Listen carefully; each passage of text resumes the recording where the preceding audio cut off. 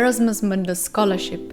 It's an international joint master degree program which allowed me to study in the UK, Malta, and in Sweden. Today, I will talk more about letter of recommendation or reference, which is a crucial part of your application if you want to get into this amazing international program which allows you to travel to multiple countries around the world.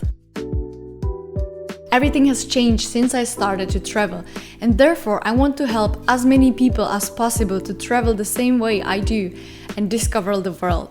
So in today's video, I will explain you how to get amazing letter of recommendation for your application. What is actually letter of recommendation? It's recommendation from someone you work with or you studied with. So in case you work, it's your boss usually. If you study, it's your professor or your program director. It's very important because it gives credentials to the institution about your abilities, about your skills, and about your experience. Sometimes the letter is sent directly from the referee to the institution, but in my case I was given the letter of recommendation and I've included it in my application. It's basically like if you like a boy and want to know what is he like. So you ask his friend, is he a gentleman? Does he smoke? Does he like sports? And so on. It's basically like third-party opinion about yourself, but in more academic or professional environment. In my case, I actually needed 2 letters of recommendation for some programs. Who you should choose for your letter of recommendation? Choose wisely. It should be someone who you work close with. Choose someone who you work recently, let's say within past 12 months. It should be someone who knows you well, who knows your abilities. It should be someone who you have positive relationship with. It should be someone who has a time to write the letter of recommendation for you and who feels generally positive about your performance and about you.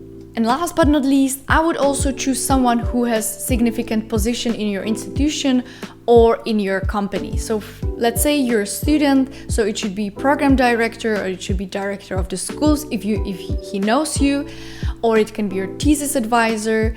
If you work, it should be probably your boss. If you're a freelancer, then you can choose your colleagues or your fellow workers or a big client you've worked with.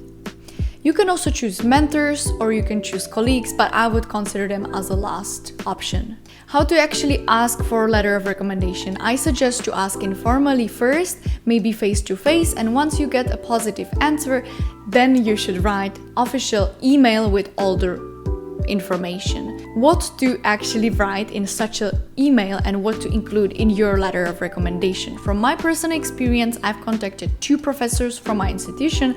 I've contacted a program director and I've contacted my professor, which was relevant to my field, and he was also international department director.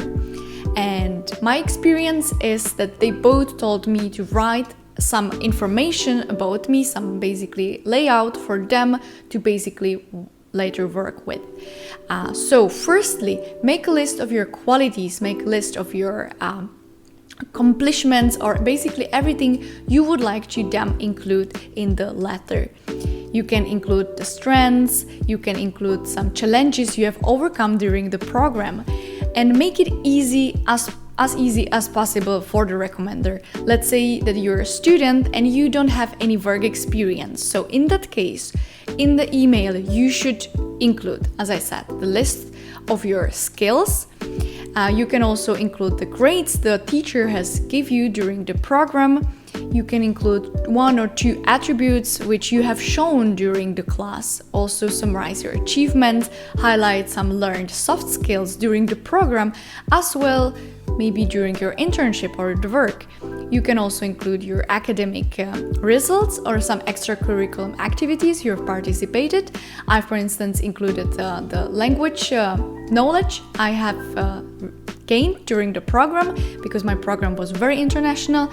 And then also highlight shortly your future aspirations and their fit toward the institution or toward the program you're applying to.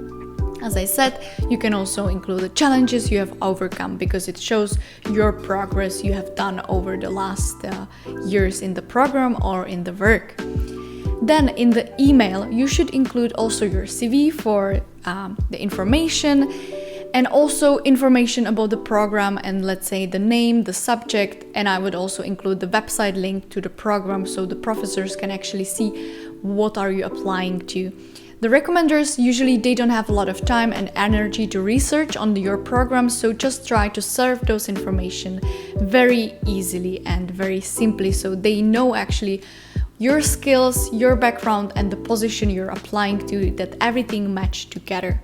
Attention! If you're applying to one or more programs, then make sure that also those letters of recommendation are specifically tailored to those programs. If you don't want to bother your recommenders or boss or professor too much, make one general letter of recommendation which does not state the name of the program, and then you can use it for any other institutions or even for work as well. The last thing you should include in the email and the information you are sending to a referee is the deadline till when you need this paper. I would usually suggest at least 2 weeks, ideally 1 month, since usually professors and boss, they have a lot of other things to do, so make them comfortable with the time deadline. What should the layout look like? Usually in the restrictions and the requirements from the program is specifically mentioned what they expect from you the letter look like. In my case, there was written headed paper, which means there should be information about the institution, the address, the contact, and then the professor or the boss should include salutation, introduction, some overview, the things you have already included in your email, your skills, your achievements, basically the personal story, and then closing statement and signature. The signature is very important because some institutions do not accept any recommendation letter without signature. I would suggest 1 page, stick to 1 page. In regarding to fonts, paragraphing and spacing, there are usually no restrictions. And funny, my 2 letters of recommendations were from the same institution and they looked quite different. But as long as they include all the relevant information and they're on headed paper and they have the signature, they are fine. Once you have received your letter of recommendation, make sure you proofread it.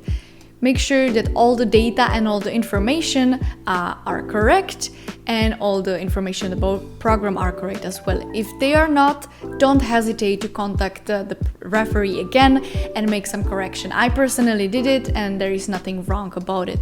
Once you get the final version, say thank you, even write official thank you per email, via email. If your referee wants to remain confidential, there is usually option for them to send the letter of reference directly to the institution. Read again the instruction properly so you can provide them to referee.